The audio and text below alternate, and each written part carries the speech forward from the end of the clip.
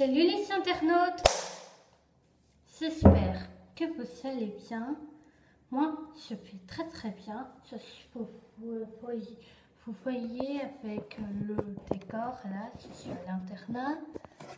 Et aujourd'hui, je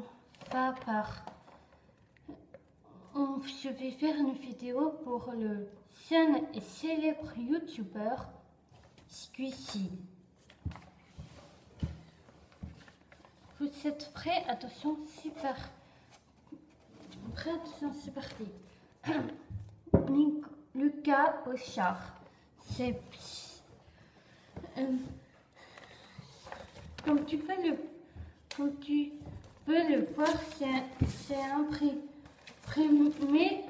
Je suis allée à la bibliothèque et c'est imprimé un truc sur la mythologie celtique, rien que pour toi.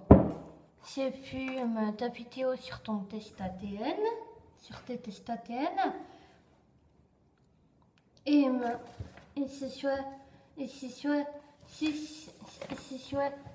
es sur SN7 et cette vidéo est aussi pour tes ancêtres, mais s'ils ne regarderont pas la vidéo LDR. Et abonne-toi. Bon. Je me suis dit que ce serait plus cool et plus drôle et plus marrant si on apprenait tous ensemble quantité. Bon. 1, 2, 3, 4, 5, 6, 7, 8, 9, 10, 11, 12. C'est parti. La Terre sacrée est son cycle annuel.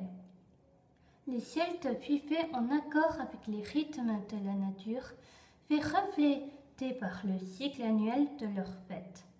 Pour eux, la nature incarnait la grande mère, la Terre, pour toutes ses formes géographiques et saisonnières. Localement, certains sites internet. Désolé, ce n'est pas plus mon objet. Localement, certains sites étaient tenus pour des manifestations de diversité représentant en partie les territoires tribaux. L'univers celte était formé de quatre forces. Quatre éléments se manifestaient sous forme de terre, de feu et d'eau, correspondant aux points cardinaux, les quatre directions.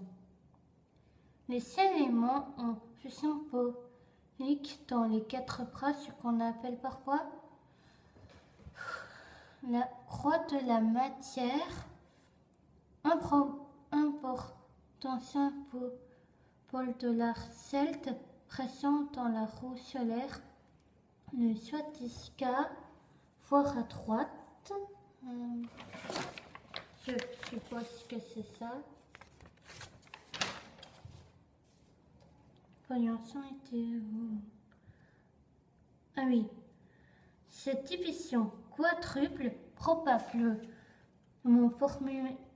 formalisée pour la première fois par le philosophe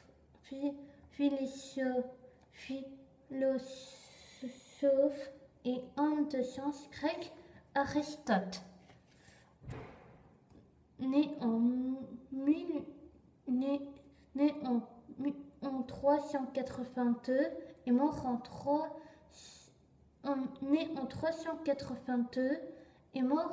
322 avant Jésus-Christ, était répandu dans le monde ancien.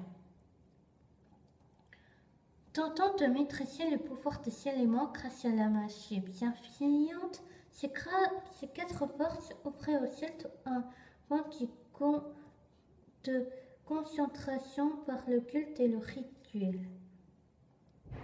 Et maintenant, la terre. Pour les Celtes anciens, l'élément terre était le domaine particulier de la Grande Mer. L'autre monde se trouvait sous la terre et pouvait être atteint en passant par les grottes comme la grotte de Croachan dans le Connaught dans l'ouest de l'Irlande. Dans les récits irlandais, on entre parfois dans l'autre monde, connecté au monde souterrain à travers les sites, c'est-à-dire, pardon, Tumulus funéraire d'une culture précédente. L'impressionnant site internet, funéraire pré-celtique de Noé-Grande était ainsi tenu pour une entrée de l'autre monde. Bon, voilà les amis, c'est la fin de cette vidéo. J'espère que vous avez apprécié. N'hésitez pas à commenter, à partager, liker et cliquer sur la cloche de notification comme ça. Et je vous souhaite une bonne rentrée. Et puis, faites de l'eau, c'est important pour la chaleur, d'accord?